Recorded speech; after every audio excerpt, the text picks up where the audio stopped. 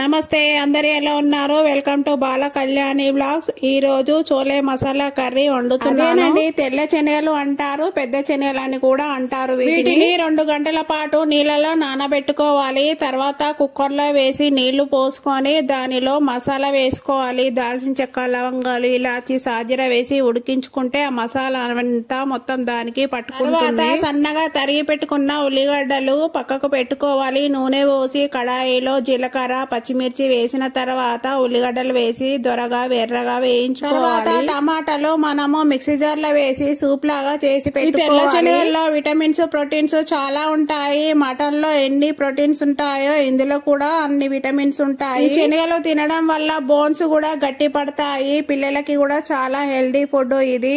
ఉల్లిగడ్డలు ఎర్రగా దొరగా వేగిన తర్వాత పసుపు, అల్లం వెల్లుల్లి పేస్ట్ వేసినాక పట్టుకున్న టమాటా సూపు అందులో వేసిన తర్వాత కారము, అలాగే గరం మసాలా, ధనియాల పొడి, జీలకర్ర పొడి అందులో వేసి బాగా మిక్స్ చేసుకోవాలి. మిక్స్ చేసుకున్న తర్వాత మనము ఉడికించి పెట్టుకున్న శనగలు చూడండి ఎంత బాగా ఉడికాయో. మసాలా కూడా వీటికి బాగా పట్టుకుంది. ఈ శనగలని అందులో వేసేసుకోవాలి వాటర్ తో సహా.